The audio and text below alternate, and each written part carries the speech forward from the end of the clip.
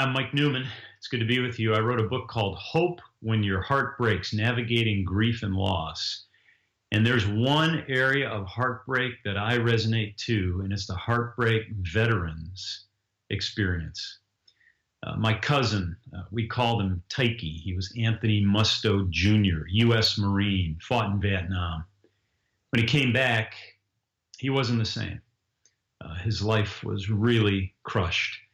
He was addicted to drugs. He entered into a pathway of trying to cope with the trauma he went through, and it wasn't long before, due to drugs, he died tragically at a very young age in my uncle's arms, in his father's arms.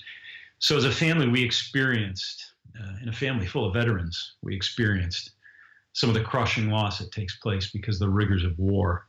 And it wasn't just in the past. My nephew served in Iraq as well.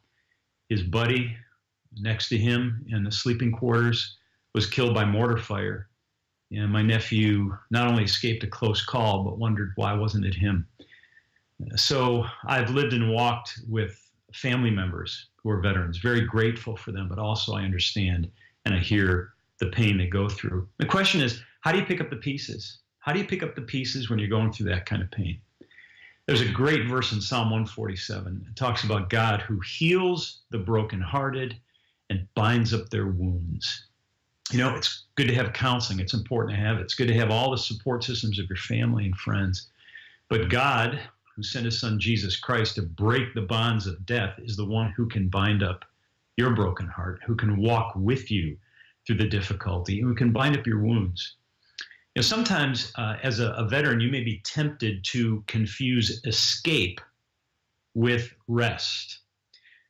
Escape multiplies pain. You know what I'm talking about. You try to escape into drugs or alcohol or doing dangerous things or even contemplating ending your life. You want to escape from the pain you're going through.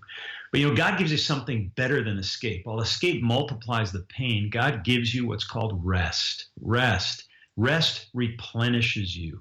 Rest binds up your wounds and moves you forward. What does rest look like? You know, rest can look like just hanging with friends and being replenished by them. Rest looks like receiving what God gives in his word. He speaks to you. It's a living word. It's a nutrient. It'll bring life to you.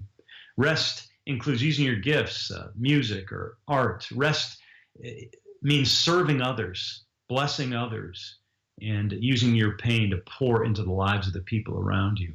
It means worshiping. It means receiving Holy Communion. It means the gifts of baptism, being filled up by what God gives.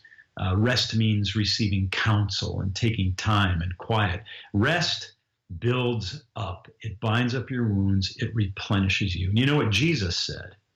He issued an invitation. So for you as a veteran, hear this invitation. Jesus said, "Come to me, all you who are weary and burdened, and I will give you rest."